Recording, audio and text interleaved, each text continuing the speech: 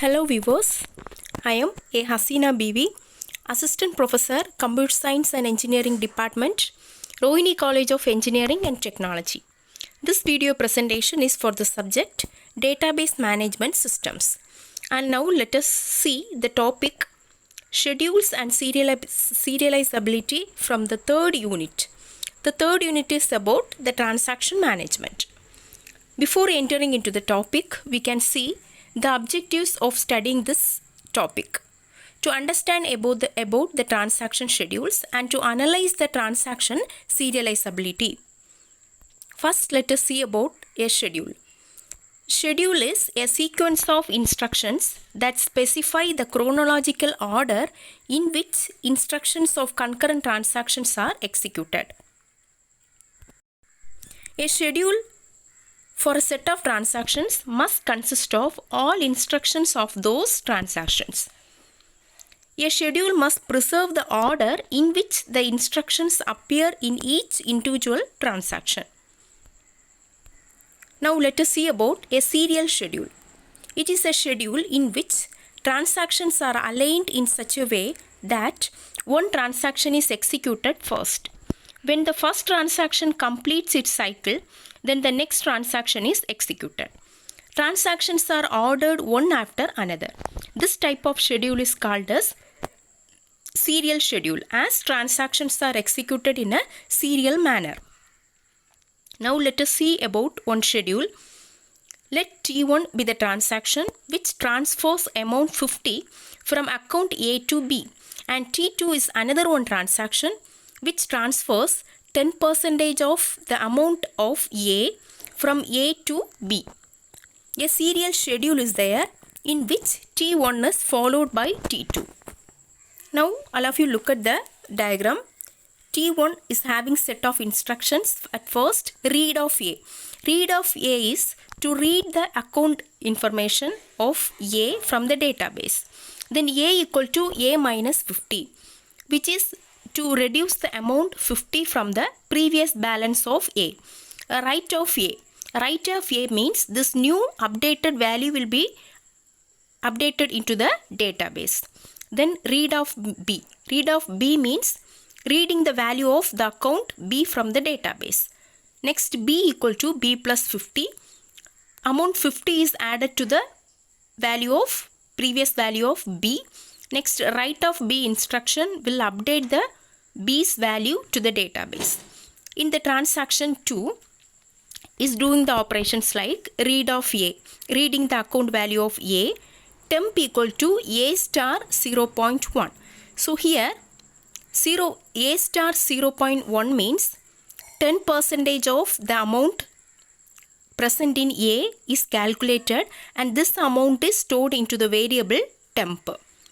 So the 10% of the amount of the A is now calculated and stored into the variable temp. A equal to A minus temp. Now that particular amount is deducting from the account A. A write of A means this newly updated value will be updated into the A's amount account A to the database. Next, read of B. Read of B means reading the read of B means reading the value present in the account B. B equal to B plus temp. So now the temp value, that is some amount information is present in the variable temp. No, the temp amount value will be added to the account B. This newly updated value will be written back to the database by the instruction write B. Now we shall see another one schedule.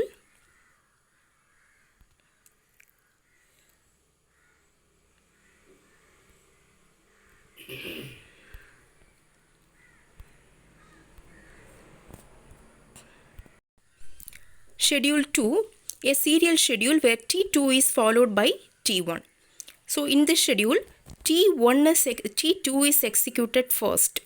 That is, T2 means in transaction 2, some amount will be calculated, that is the 10% of the amount of A is deducted from A and it will be updated to the, it will be added to the account B. This transaction 2 is executed first and followed by the transaction 1. So this is schedule 2. And in schedule 3, let T1 and T2 be the transactions defined previously. The same operation is going to be performed in T1 and T2, but here the order of operations are different. The following schedule is not a serial schedule because it is equivalent to schedule 1.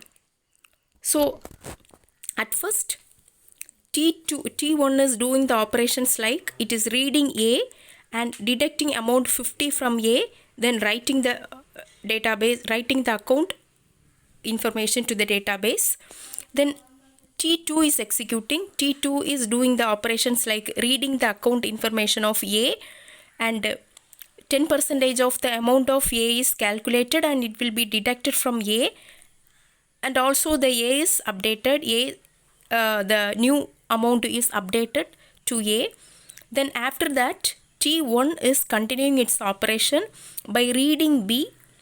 Some amount 50 is added to the value of B and the B's account is updated. After that T2 resume its operation, it reading the account B, temp value will be added to the amount of B, then the account B is updated into the database.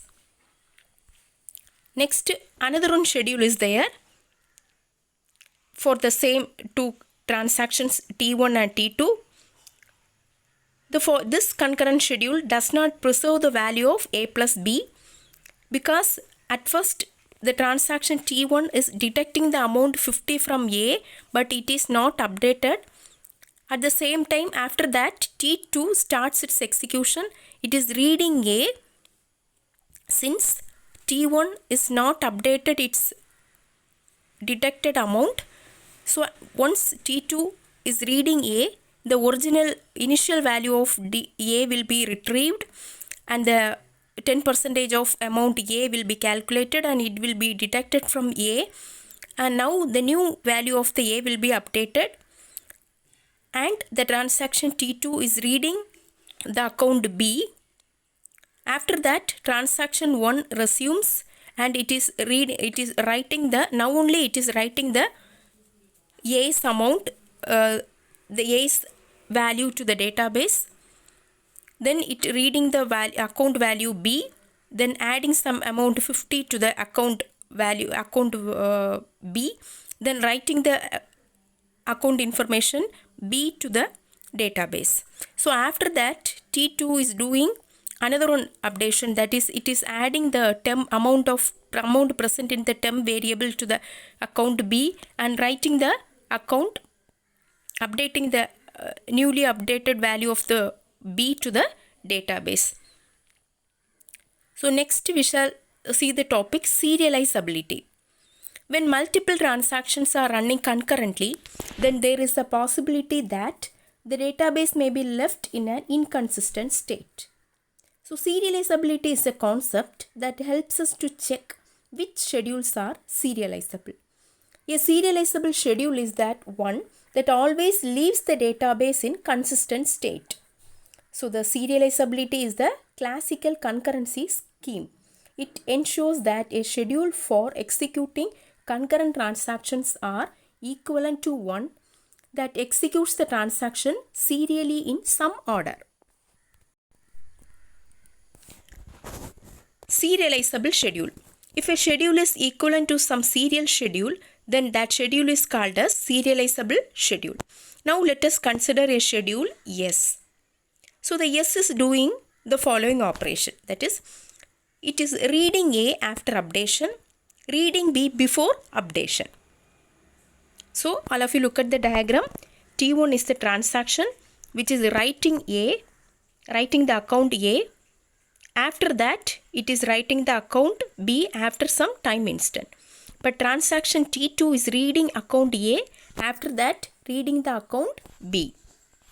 Let us consider three schedules. We are going to consider another three schedules, S1, S2 and S3.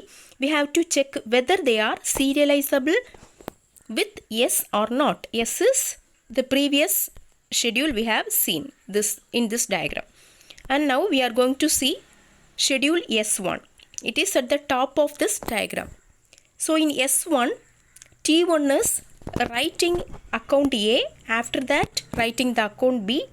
In T2 is reading account A, then reading the account B. So it is reading B after updation. So it is not serializable with S. S is not equal to S1. Now look at the second diagram. At first T2 is reading A, then reading B. After that T1 is writing A, then writing the account B. So here, as it is reading A from database before updation, this is also not serializable with S. Then we shall move to the third example, that is schedule 3. In schedule 3, T1 is writing A, after that T2 is reading B, then T2 is reading account A, after that transaction 1 T1 is writing the account B. As it is reading A after updation and it is reading B before updation, so it is serializable. So the schedule S3 is serializable with S.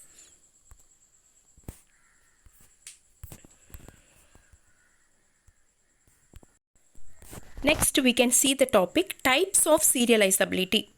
Serializability can be classified into two types: conflict serializability and view serializability. Conflict serializable.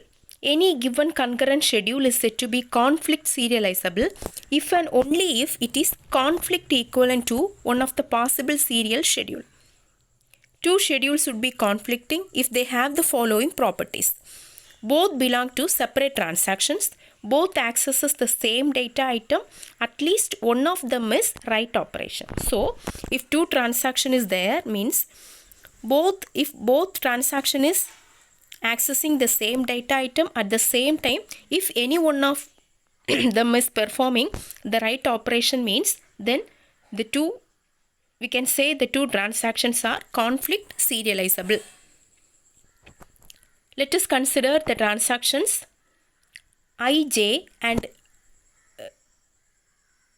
the transactions. Let us see the example for the conflicting instructions. Li and Lj are the two instructions of the transactions Ti and Tj. That is, Li is the operation belongs to the transaction Ti and Lj is the operation belongs to the transaction Tj respectively. They are conflict if their operations by different transactions on the same data item and at least one of these transactions is write operation.